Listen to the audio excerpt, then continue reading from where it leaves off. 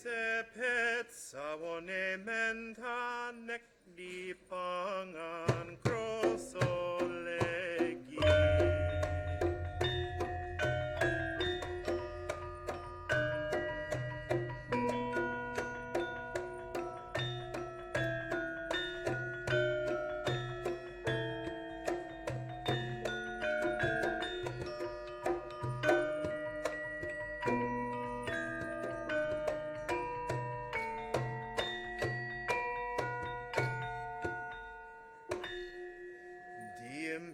Tempet saira beta hojo gave larane ati.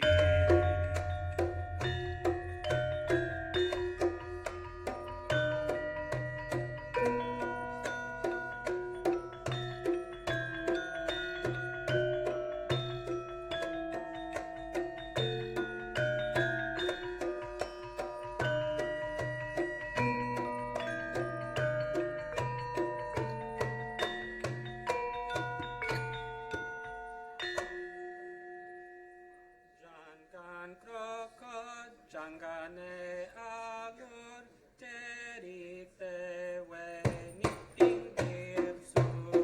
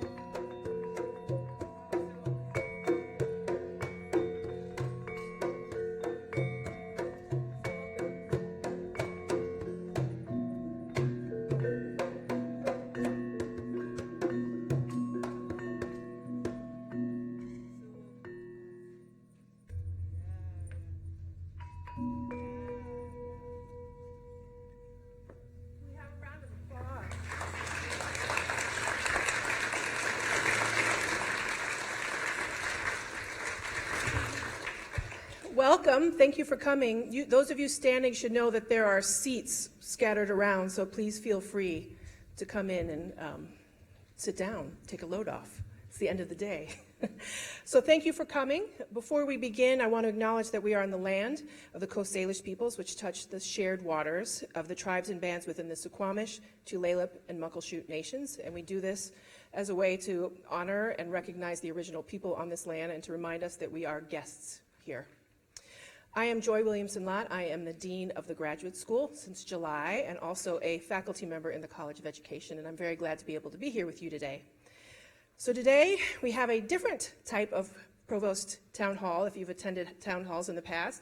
If you haven't already noticed, it's a different flavor to it, a welcome one. In a bit, Provost Mark Richards will talk about his priorities, academic excellence, graduate education, the arts, and the impact of the university's work.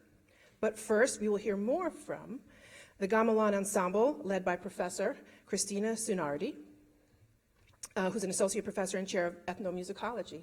So please, you're welcome.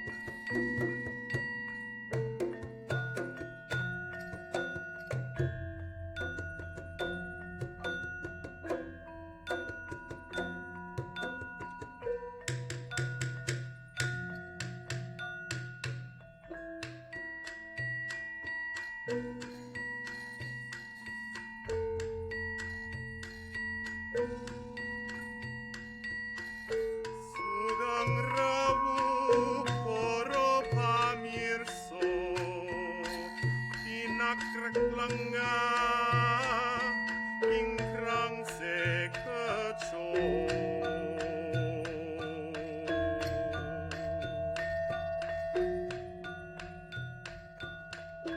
Amirsani kesanian kita Uyan paringan asmo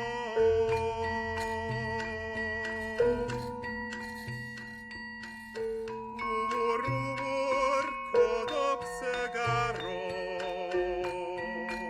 Padeng nener Kisaut ulo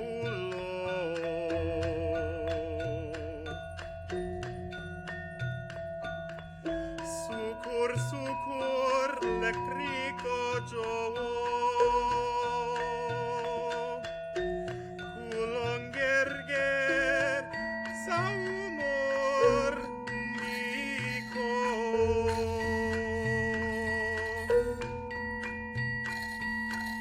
Opak onde onde Pangur pak Dadima nisa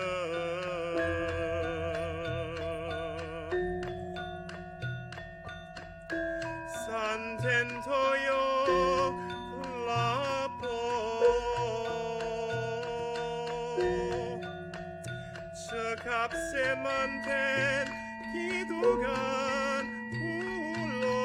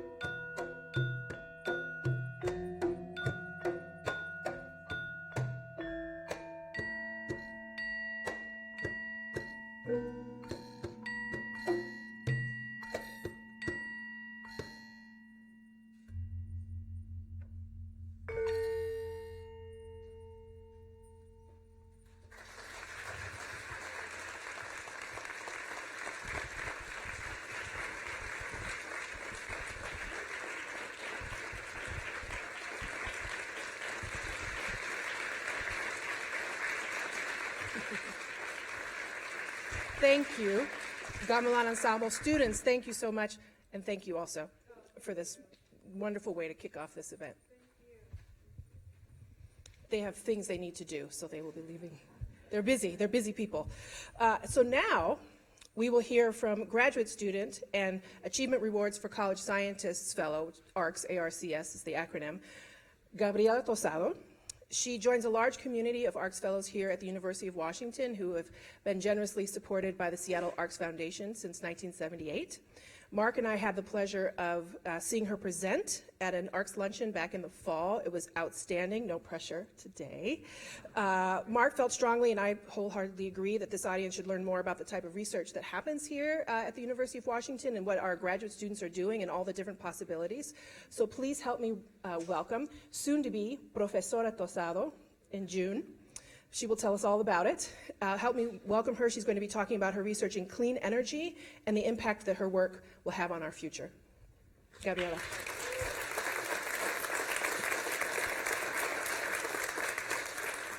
Hello, I'm Gabriela, and I graduated from the University of Miami with degrees in chemistry, environmental policy, and religious studies, and now I'm getting my degree in none of those things. I really wanted my career and my life to focus on solutions to climate change. For my PhD, I decided to transition to engineering to create clean energy solutions to sustain our energy needs. I decided to attend the University of Washington because the Clean Energy Institute was just starting out, and I wanted to be on the ground floor of that institute. The ARCS Fellowship Program allowed me to afford moving here in the first place in the world's best mother-daughter road trip all the way from Miami of 2015. When I started here in the chemical engineering department, as you can imagine, a non-engineer being thrown into graduate level courses, it was a bit of a challenge and required a bit of a learning curve. I really did doubt at that time whether I was capable and had the ability to get through those courses. But the support from ARCS and the university really helped me with encouragement. I was told, we chose you, and we know that you have the ability to do this. And that encouragement is what really helped me get through that time. Fingers crossed, in June, I will be graduating with a dual title PhD in chemical engineering, nanoengineering, and molecular engineering.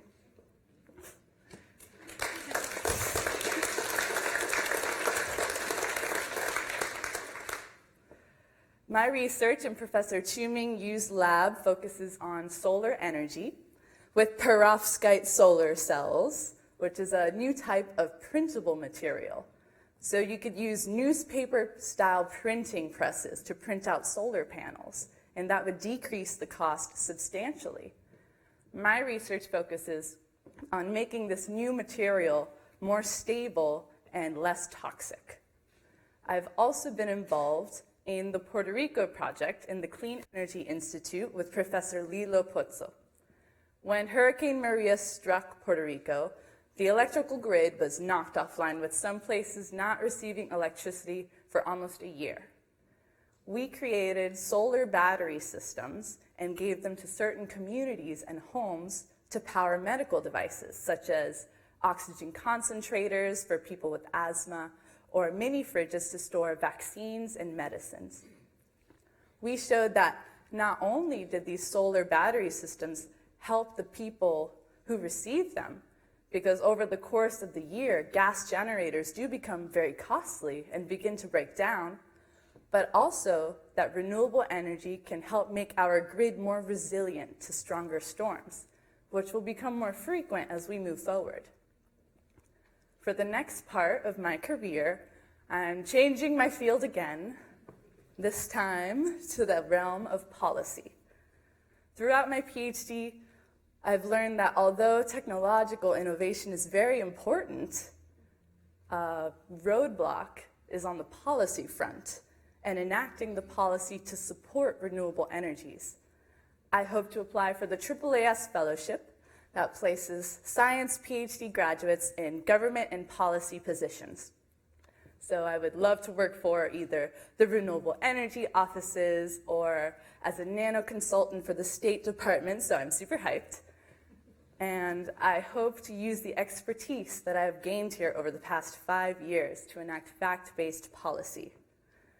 I'd like to thank all of you, my department, the CEI, and ARCS for their support and supporting scientists and researchers of the future, and especially my donor Elizabeth Rudolph and my advisor, Professor Chuming Yu, my family, and my friends. It really does take a village to raise a PhD student. Thank you.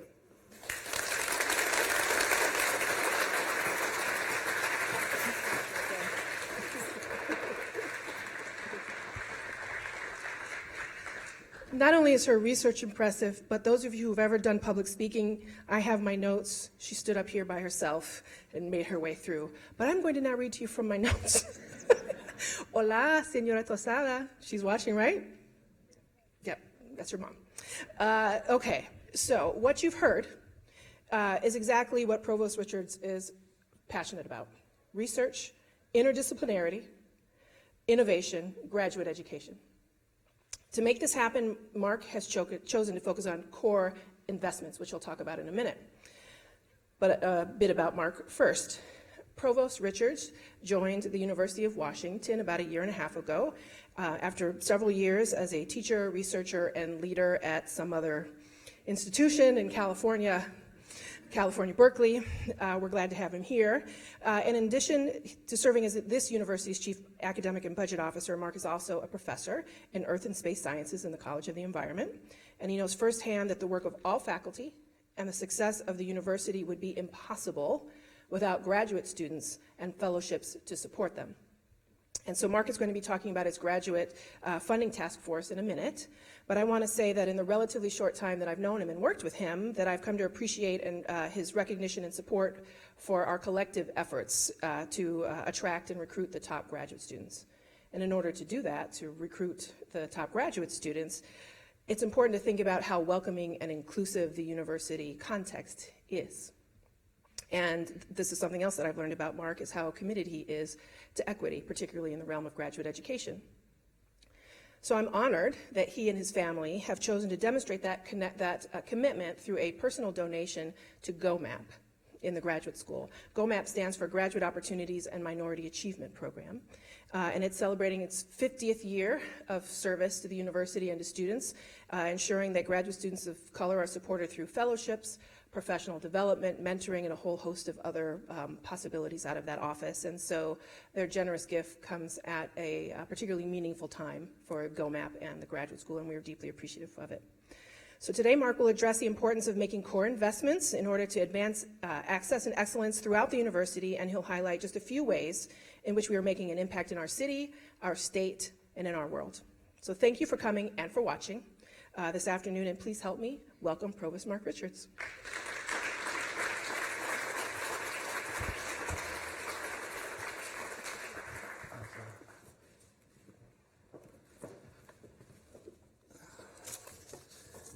Thank you so much, Joy. I'm really honored to be here. I'm happy to have an opportunity to speak a little bit about what we're trying to do to make this a better university and fulfill our mission. First of all, to Gabriella, I made a note to myself a long time ago to never speak after a student. Brilliant. Thank you very much. We professors always pale in comparison, but really exciting to hear what you're doing. Also to the Arcs Foundation, Sarah Watt is here representing them. We're deeply appreciative to their longstanding commitment to fulfilling our goals for graduate education, as Joy mentioned.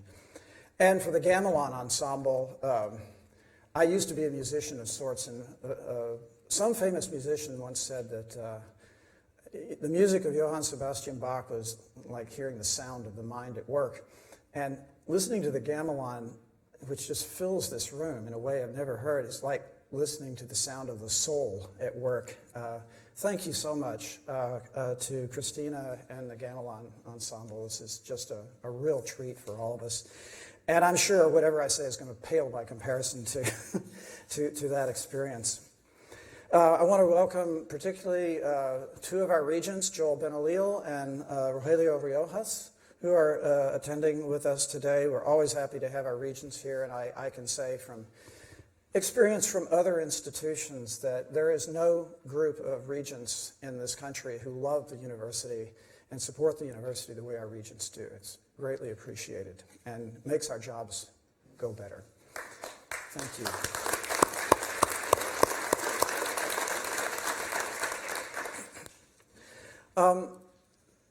I want to go off script here for just a second on behalf of both myself and President Cauce before I get on script again. Our university and our nation, indeed the whole world, are going through a period of great anxiety and uncertainty. Not the least because of the coronavirus outbreak that has affected our international students and scholars, but also because of, political tensions that are really unprecedented in recent times. So perhaps this is an especially important time for us to meditate upon the fact that as a great public university, guided by values of equity and inclusion, and of providing an education that is both excellent and accessible, and as an engine of discovery and hope, we, in this room and in this university, occupy a very special place. And we have a very special obligation to our society. This can feel like a burden at times, but is also a great privilege. In many cases, we represent the best path to a better future for our students and for their families and for the world. As we double down on this obligation in troubled times, let us also recall that kindness and tolerance and understanding still go a long way in this world. We will make mistakes. We will always fall short of our aspirations. But we'll also benefit from each other's care and support and goodwill. Now, let's get down to business. When President Cauce speaks in her State of the University, it's a more outward-looking speech. The Provost is more of the plumber and a little bit more inward-looking. And we're going to talk about a lot of the plumbing today. First, I'm going to talk about core investments in the university on several fronts, perhaps not comprehensive, but at least representative. These investments, of course, they're a means to an end. We're trying to be a great university by our president's command, the greatest university as measured by impact. And we have a lot of work to do. We have a lot of challenges. First of all, we invest in talent and in people. And we have, especially in leadership. And the past year, we have hired some fabulous leaders for this campus. Joy Williamson-Lott is our new dean for graduate school. Nancy Albritton is our new dean for the College of Engineering. Frank Hodge is our new dean for the Foster School of Business. And Gary Kyoto is our new official dean for the School of Dentistry. Magda Balazinska is our new director of Computer Science and Engineering. And if I can step aside as a former dean of Mathematical and Physical Sciences somewhere else, I want to note that our dean for Natural Sciences, our director for CSE, and our dean for Engineering are all women. I don't know of any other research university in the country at this stature that can say that, and we're really happy about it.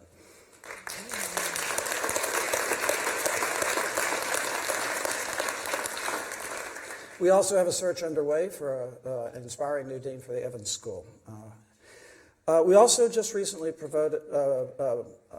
appointed Francois Benix from Chemical Engineering as our new Vice Provost for Innovation and the Director for Commotion. We've established under Francois' leadership and others in Commotion a new innovation roundtable bringing together business leaders and entrepreneurs, venture capitalists, et cetera, to optimize our tech transfer and our general innovation system. And with the development of West Campus, there's going to be lots of opportunity there as well. We all recognize that the cost of living in Seattle has increased more rapidly than the cost of living in the country as a whole, and yet our resources have not. To the extent that we're able to pay faculty and staff, they track what we're allowed to do with tuition and what the state provides, and it doesn't match. And that provides a terrific challenge to us. One area where we have made some progress is this is the first year that we've had a housing assistance program for attracting young faculty to campus. We can't do this for everybody, but certainly if you're a junior faculty member trying to move into this environment and provide a home for your family, this is something that we really feel like we have to do, not just because it's the right thing, but because to keep us competitive, frankly, to get these people. And have made several of these awards in the past year, and I think the deans have found them to be quite valuable in helping us attract the best faculty to continue coming here despite these challenges. The West Campus Development Plan, recently approved by the City of Seattle with some hooks that I'll talk about later, also provides the opportunity for us to begin contemplating affordable housing for faculty, for students, for staff, et cetera. And that's something I think we have to look forward to in the not too distant future. I also want to mention that our academic senate has been busy, and we have now officially, or about to now officially, elevate the status of our lecturers to the title of teaching professors at the University of Washington. Go ahead and clap.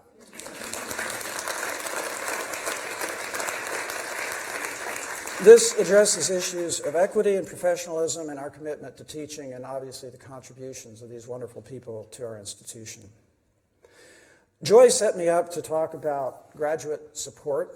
I won't spend too much of my time on that, but we have made new efforts to provide support for graduate students, and especially PhD students, who in many cases are kind of the most in need in the long term of this kind of support.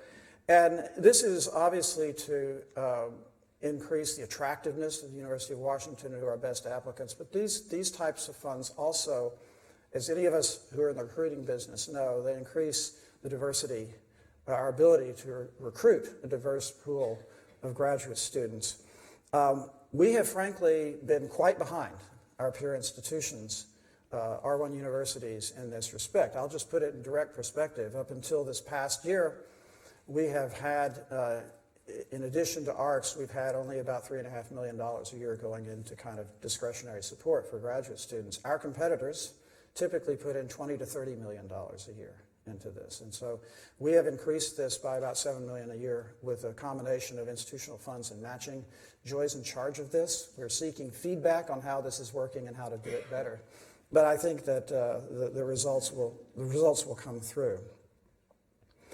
So, the difficult challenge among many. We have over $2 billion of deferred maintenance lying around on this campus. We have a lot of nice buildings that have been renovated. We have more buildings that are way overdue. And we have a challenge that is really a responsibility in terms of what is this university going to look like 10, 20, 30 years from now? What do we leave to the future generations to the state of Washington? And you'll see that there's lots of visible progress. We will open the new population health building this fall. It's spectacular. We just opened the new computer science building, just won a major architectural award, I believe.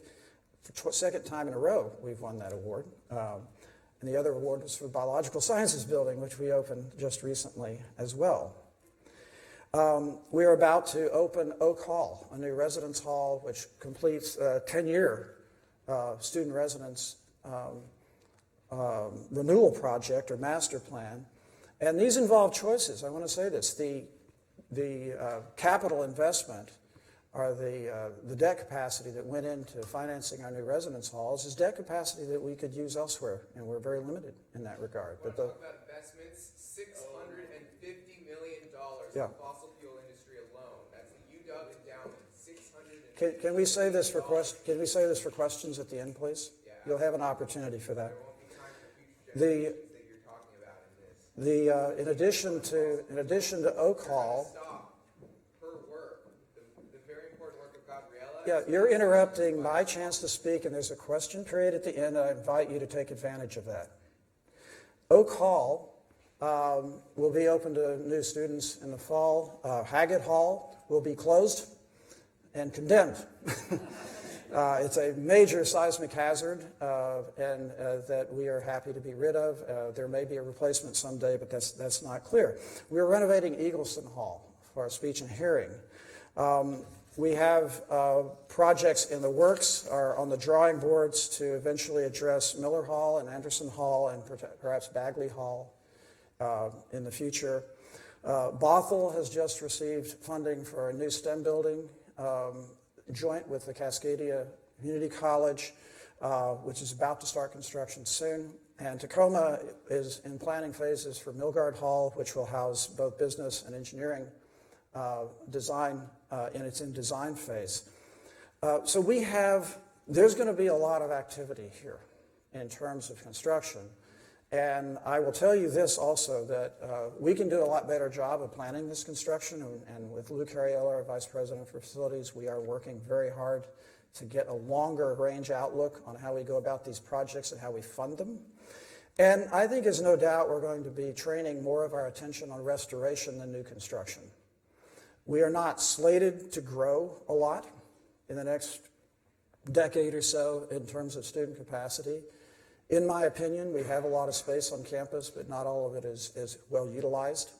And we have a lot of beautiful buildings, some of them old, that need a lot of attention in addition to seismic upgrade and safety, basic safety. So I do think that you're going to see a change in emphasis as we go forward from a lot of the new construction that's going on now and construction that will be activity to be taking place. I also should have mentioned the new two other new buildings just to give you an idea of how much a transition this would be. We have new, largely state-funded buildings for interdisciplinary engineering science and also for health sciences education, which they will add a lot of capacity and excellent teaching and research spaces and so forth. But we have a lot of work to do on the infrastructure for this campus. Last but not least, I want to mention that we are undertaking a project to restore the music and art buildings to higher function and better capacity for their good work. And I was really happy to have the Gamelan group remind you of the fact that, in my opinion, and I mentioned many people in this room feel the same way, what is a great university without great arts, without students who have the opportunity to participate in arts and be enriched by them, whether they're engineers or sociologists or mathematicians. We are anticipating probably a $12 or maybe $14 million project that will restore many of the facilities in art and music. This involves 2-to-1 matching, and maybe not in the ratio you're thinking. This is 2 parts university and college and 1 part donor. So if there's anybody in here who finds that an attractive proposition, Catherine Cole, our Dean for the Division of Humanities, is right here. Division of Arts, excuse me, is right here, and she will sign you up. But we're excited about this. I don't think Catherine would mind my saying that $12 million goes a long way in the arts, and we're really excited about being able to undertake this project as well. Another major project is finance transformation. This is the most unglamorous thing you could imagine us putting our resources into. But let me ask you a question. I want a show of hands. How many of you know how to program in COBOL? You're hired. Because our system was written in 1974 in COBOL. I actually know how to program COBOL too, I hate to admit. And the people who know how to do that are either passed away or retiring. We are going to have to skip several generations of financial tools to run this university properly and put it on a better financial basis, just so we can understand our own budgets and our own spending and optimize what we're doing. This is a $270 million project. It's the cost of a very large building, if you want to think of it that way. We're not the only university in the country undertaking this. We have, partners in misery with Ohio State and a number of other universities who are going through this. We went through this when I was at Berkeley. It was not fun. Actually, there is nothing about this that will be fun. I'm going to tell you right now, this is going to be painfully hard. But it's not just our financial systems going to Workday and a cloud system that we're going to change. We have to change the way we work. So this involves a lot of restructuring of our processes, our business processes on the campus. In fact, that's the hardest part, is redoing the chart of accounts and figuring out how people can work better and smarter and how we can improve their skills and their careers in this process. So Brian McCartan, our Vice President for Finance, is in charge of this operation, and wish him luck and give him all help and support. I do not want to paint any rosy picture here. This is going to be a huge challenge for the university for the next 2 or 3 years. But if we don't do it, we're sunk. We have to do this. There is no choice about doing something like this. And one might say that we're about 2 decades behind the curve on doing it. In the past year, kind of on the side of student and access and academic excellence, over 70% of our incoming students this year are Washington State residents across the campuses. We have enrollment just shy of 60,000. We have the largest number of undergraduate students from the state of Washington here at Seattle that we've ever had. About 15% of our students are international students. The absolute numbers of our underrepresented minority students are at an all-time high as well, but we still have a lot of work to do there, and I can tell you that a lot of work is going on. I want to point out that the Washington College Grant program that was renamed, relabeled, and re-energized by the legislature this year is very good for our students. It means that we can reach farther up into the middle class and help students afford the total cost of going to college. But I also want to point out, in case there's any illusion about this, that legislation does not help us pay our bills there on the campus at all.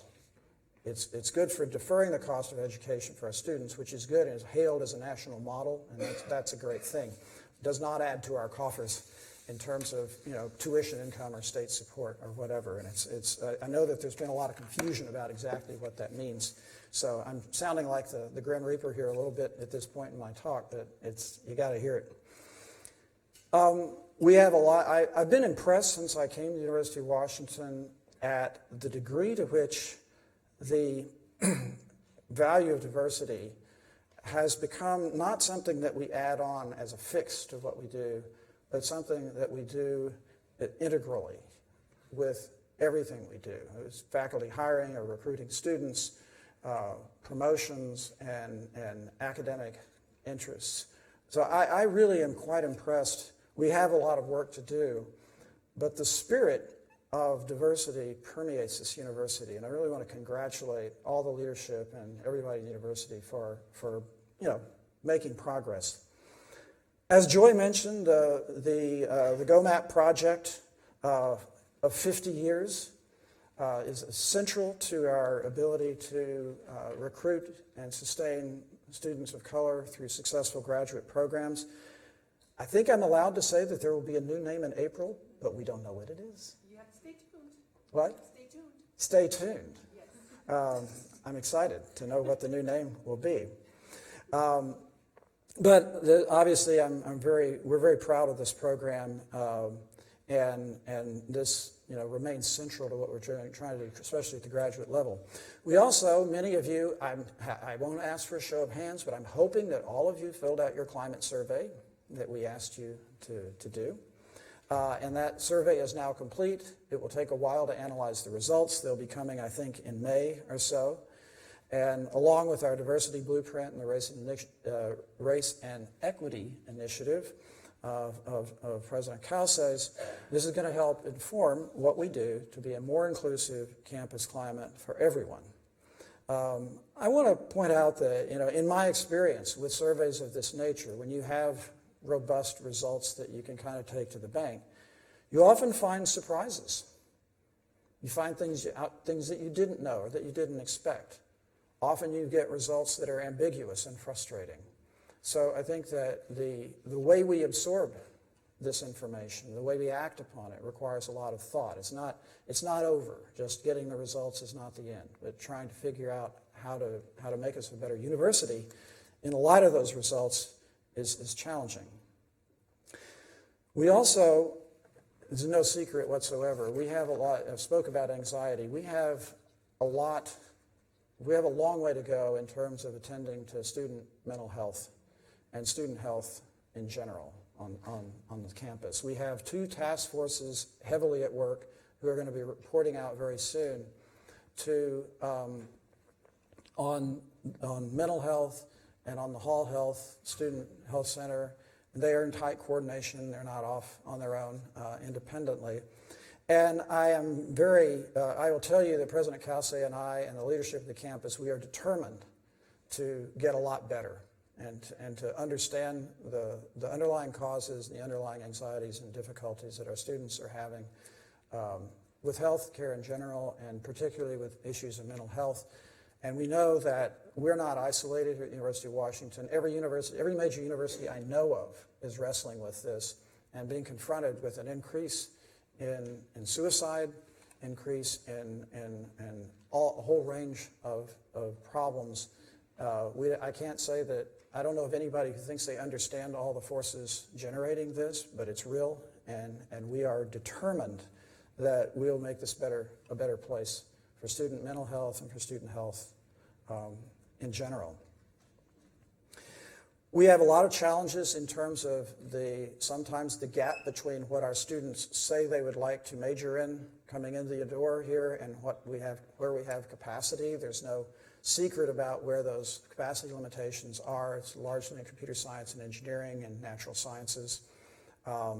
We are making progress this year. We have some new admissions policies for direct admissions. We are policing those policies with great vigor to preserve diversity in the process, and I think that my understanding is that engineering and computer science have actually managed to increase their diversity while undergoing direct admissions, and that's actually hard. They've worked very hard on that, and we appreciate it very much. We're not there yet. We have a long way to go, but I will tell you about something that I think may help in a different kind of a way. We, through the good efforts of a task force headed by Magda Balazinska, formerly director of eScience, and then Tyler McCormick, professor in both sociology and statistics, we are likely to soon have a data science minor on this campus that is specifically tailored for non-STEM students. We have data science minors for STEM students, both undergraduates and graduates, but the idea basically is that any student who comes here with a basic high school math background should be able to acquire, use, and enjoy the modern age of digital science. And we are providing the opportunity for non-STEM departments, humanities and social sciences in particular, to hire faculty who will bring digital skills, data science skills, to their traditional fields, and will be teaching courses that will allow for courses fulfilling this minor to be taught in the major areas that the students are pursuing. And I will guarantee you, having spoken quite a bit to people in industry, that a person with a philosophy degree and a data science minor, or a sociology degree and a data science minor, an anthropology degree and a data science minor, they are very hireable. And frankly, I think we have a lot of students coming here because their parents or their college counselors may be saying, get an engineering degree. Nothing against engineering. I have an engineering degree myself, Nancy, sorry about that. But we do want students to be able to pursue their passions and get a job at the same time. And I think that this is I'm very excited about this, and I think we're charting new territory here at the University of Washington, and that this is going to be valuable in helping us with this question of overcrowding in certain majors and so forth. We'll see how it plays out. But one thing I know for sure is that having the option to get a data science minor for non-STEM majors is going to be a good thing for many, many students. The university continues to have major impact, both regionally and the world. Our total economic impact here regionally is $15.7 billion as of 2018. We're responsible for about 100,000 jobs, and our economic impact has increased by over 55% just in the last decade in constant dollars. So the impact of this university on this region is mushrooming, and we really should not underestimate the central importance of this university for the people of Washington, the Puget Sound region, and really for the country. Our fundraising campaign has been quite successful. We set a goal of $5 billion. I've been allowed by our development people to say that that goal is now $6 billion, and we expect to reach it. That's really quite remarkable. However, I caution that the bulk of those funds are, of course, deeply appreciated and important to what we do and our excellence overall. But they do not address the core needs of the university for the most part. Our ability to pay faculty, our ability to pay staff, our ability to maintain our infrastructure, provides scholarships and financial aid for students. A lot of that money is scholarships, but it's not the Washington College grant is a bigger factor. So we cannot rest too lightly on achieving this magnificent goal, but without those funds, we would be in deep trouble as well. I want to mention that the Carnegie Foundation this past year awarded all 3 campuses of the University of Washington classification for community engaged campuses. That is no mean achievement. There are people in this room, there's one person in particular who asked me not to mention his name, but there are a number of people involved in this that we thank you very much. And this really reflects the university's commitment to our communities and our partnership with the region, and really everywhere from Seattle Central District to the Yakima Valley, we are committed to this impact, and it's growing. How am I doing? Okay. I've got a few more things to mention. One of the things that really impresses me, is most impressive about the University of Washington compared to other large state research universities, is the level of engagement of our undergraduate students in research. It's really quite phenomenal. The Mary Gates Endowment is a large part of this, what goes on in undergraduate academic affairs, but we have thousands of students every year who are engaged in research. Everything from Bothell students going to Mount St. Helens and examining the restoration of plant life after the volcano. And I had to say that because I'm a geophysicist. I like death and destruction, but I'm not talking about dinosaurs today. So. And then we have the Tacoma Whole Child Initiative, which is an incredibly successful community outreach, research-based project, wherein, when partnering with the Tacoma School District, K through 12 students, over the last 10 years, the graduation rates have risen from 55% to 90%. And that is in no small part due to the engagement of the University of Washington Tacoma campus with the community of Tacoma. Our health sciences enterprise here is really remarkable. We have 6 health sciences schools.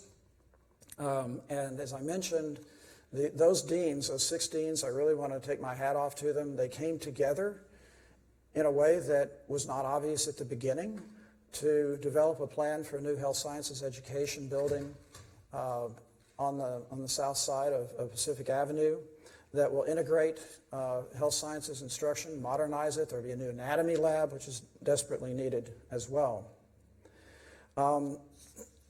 Along with this, of course, is the Population Health Initiative and the Population Health Building. Obviously, the Gates Foundation played a huge role in this, but as the world's leading foundation focused in this area, they have given us a huge vote of confidence, and we have to deliver. And I can tell you that the deans and the faculty and the students are anticipating the opening of that building in October, and we plan to be the world's leading institution in this broad area of population health. And I think we're on our way to doing that, and you're going to see fantastic things come. For example, I know, well, first of all, I should mention that the initiative is being largely built around something many of you may know about, the United Nations Sustainable Development Goals, otherwise known as the SDGs. And a project that is about to be launched is a project on the topic perhaps euphemistically known as, as vaccine hesitation and the need for valid public information to make population health at the University of Washington the go-to site in the world for information, for practitioners of public policy, public health policy, for teachers, for government policymakers, et cetera. This is the kind of impact that we're looking for. We are also enormously excited about the new Center for an Informed Public, which is rooted in the eScience Institute and the data science, the School of Information, but is really, it touches everything from the law school to computer science to statistics. I'm leaving out a lot of departments, obviously philosophy, anthropology. I don't have to tell you that we are in a crisis of truth in the world and brought on by pressures of the digital revolution. This initiative, funded by the Knight Foundation, which is a journalism support foundation largely, is getting enormous traction. I hear about this from many different places outside of the University of Washington as I travel around. And my understanding is that Microsoft is keenly interested in this, in wanting to be a good company and to have the information age more rooted in morality and ethics than perhaps it is right now. So we're really excited about that initiative. Lastly, I want to mention that we are getting underway in a big way with Earth Lab in my own college, the College of the Environment. This is in part a research engine, in part a community catalyst, and it's going to energize the private sector, the nonprofit community leaders, and towards science-based solutions to help us save this planet, and more to the point, to preserve the environment that we are accustomed to living in. University of Washington has always been a leader in this area. The West Campus development may provide new opportunities in this regard, and this one's close to home, and we're really proud of this as well. So there's a lot going on here. I have not talked about a lot of things that many of you are probably concerned about, because I know you want to go home at some point. But I did want to give you the sense that, in a university like this, we have a lot of expectations on our shoulders. We are very limited in the resources that we have, except for the most important resource we have, which is people. And the people, the faculty, the staff, and the students, and the alumni in this university community are amazing. And President Kelsey and I wake up every morning and literally ask ourselves, how do we keep doing this? Because we kind of know all too well just how on the edge we are when it comes to keeping the lights on and keeping the various constituencies, all of whom have important arguments for why they need more resources and so forth. But I'm very proud to be part of this university. An awful lot of what I've talked about here has to do with interdisciplinary work across all fields, everything from music to computer science, etc. I just want to end on a quick note, pointing out we just awarded the 3 undergraduate medalists for the university last week. And I just want to point out, Piper Coyner is a freshman studying Near Eastern languages and cinema. And Luis Maliam, if I got that name right, is from Thailand.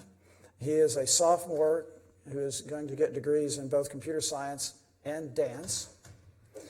And Renee Zhang is a junior from Oregon, and she's pursuing dual degrees in medicine and music.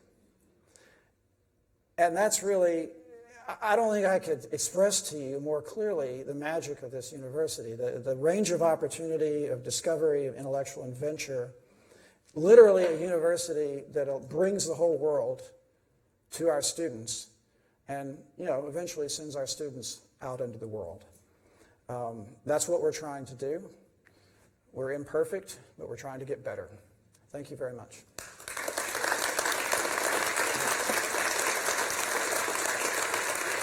So I think Phil Reed is going to shepherd the question period here, and I'm going to do my best not to stumble in answering them. Great. Thank you, Mark. Sure.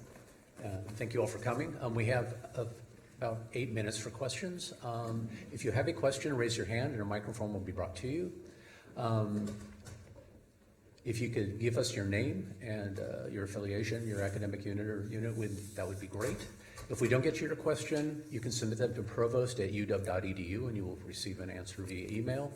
And the last bit of bookkeeping here, we have a reception immediately following the Q&A session right outside the doors of this room, and we encourage everybody to come and attend. So let's start with, if we get a microphone, if one member of the team get a microphone to somebody, I want to start, while we do that, I want to start with an online question. Some were submitted in advance. This has to do with safety, Mark? With what? With safety. Yes, Safety. yes, Yeah, yes, and yes. basically, there seems to be an increase in violent crime around the campus and the university district. We used to get UW alerts about cell phones and backpacks being grabbed at 3 a.m. Now we get frequent UW alerts about suspects with weapons committing crimes during the middle of the day. Could you please share with us what the leadership of the UW is doing to address the increase in violent crime in our area? Yeah, I understand that question. I appreciate it. I worry about it a lot. This is, obviously the safety of our students and our personnel is the first order of business around here. We do not control policing in the U District. UWPD cooperates extensively with Seattle PD, but it is the territory that is owned, if you will, by Seattle PD. Strangely, and I'm not going to defend this statement, Seattle PD says that in the last year, violent crime has actually decreased in the U District. Personal property crime has probably increased, and there is no doubt that the sense of personal safety in the U District has been diminished. So our Vice President for Student Life, Denzel Sweet, to whom UWPD reports, is in almost constant contact with Seattle PD. Seattle PD is having a hard time recruiting officers at all right now, is my understanding. But there is a lot of attention to this. I don't think that's going to be quick comfort to anybody in this room. I want you to know that President Kelsey and I, and Denzel in particular, are really, really concerned about this. We are doing our best to hold Seattle PD's toes to the fire on their responsibilities. There is the problem that when you solve, if you have a few blocks here where you've kind of fixed the problem for a while, it tends to move elsewhere. So this is, I'm not blaming Seattle PD, but this is a really challenging problem, and we are absolutely committed to making it better. Next question we have right here, please. Hi, I'm Keisha Clune. I'm a resident physician here, so that's part of the Graduate Medical Education Department. Me and my colleagues are concerned about recruiting the next class of resident physicians, something that we do every year. We want to recruit talented and diverse residents, but given that our contracts are significantly lagging behind our peer institutions in issues like compensation, leave time, and other wellness initiatives, we're seeing our recruitment metrics go down annually. We also find that there are decades of research on this, that a more diverse group of doctors delivers better care to their community. The resident physicians at UW make up 20% of the doctors in King County, so we're finding that this issue is not only one of recruiting talented, diverse candidates to our institution, but also one of the health of our community. What is UW doing to address this disparity? Thanks for the question. We're keenly aware of those concerns, and they are primarily in the ballpark of UW Medicine Medical School. And because there are active negotiations about the subjects that you bring up, I really can't comment any further except to say that we are very aware and very concerned, and we really appreciate. I will tell you, I'm married to someone who used to be a medical resident. I understand what that's like, and the role of residents is absolutely critical in a teaching hospital scenario, and I hope that we can reach resolution. I think, that there's a hope for resolution in the next few months, but I really cannot comment on things that are actively in negotiation. Next question, you, sir. My name is Wendy Asplin. I work in international and English language programs in Continuum College. I am a faculty member there among a small faculty that teach English language programs to the international students here on this campus, including international teaching assistants. We are right now at a crossroads. We do not know what our future is going to look like. Well, I'll just leave it at that. What I would like to know from you, Provost, is what is your view, your opinion, your thoughts about English language instruction here on this campus? I will answer you very honestly that this is the realm of our Vice Provost for Continuing College, Roby Brannon, who's sitting right here, and I'm sure he'd be happy to talk to you about this. I do not have a particular formed opinion about the future of that program. I know that it's a source of great concern to not only instructors but to continuing college as well. We have time for just one more question, and I pointed to you first, sir. Provost, my name is Logan Westerman. I'm a 2L at the law school, who's also the treasurer for the Student Bar Association. As the other questions have noted that we are, there's several schools around here who are hurting financially, but the law school seems to be especially one of those. We've laid off 10 faculty in the past 3 years. Over 12 staff members were let go last year. And the students are visibly seeing the student experience decline. In fact, prospective students have said that we look like a sinking ship. What is the university doing to address this? Thanks for that question. I will tell you that those questions are things that keep a lot of us up at night around here. The law school is in great financial difficulty. And we are committed to having a good law school at the University of Washington. But the truth of the matter is that prior to the hiring of our new dean, Mario Barnes, the law school was spending far beyond its means and is in serious debt. And the situation with their finances is such that we have a lot of uncertainty about exactly where they are financially right now. And for that reason, it's been difficult to authorize new faculty hiring and to maintain staff. There's been a staff restructuring. My understanding is that that was accomplished by the people. Mario is our leader here, and that there was every effort made, of course, to preserve the functioning of the staff. But the hard part of this is that in our budgetary system on this campus, units are responsible for balancing their budgets. And the fundamental problem with the law school is that they're still out of balance significantly. And this is a responsibility for the central campus, but it's also a responsibility not only for the dean of the law school, but the faculty of the law school as well. So we are hoping to bring that budget into balance this year. That's by no means certain. And also get a better handle on the finances. But I want to assure you that many, many, many hours of work in Gerberding Hall as well as in the law school are going into trying to determine what the feasible financial future is for the law school and how to support it well. And we are committed to having an excellent law school. With that, thank you, Mark. Thank you all for coming. Reception in the back.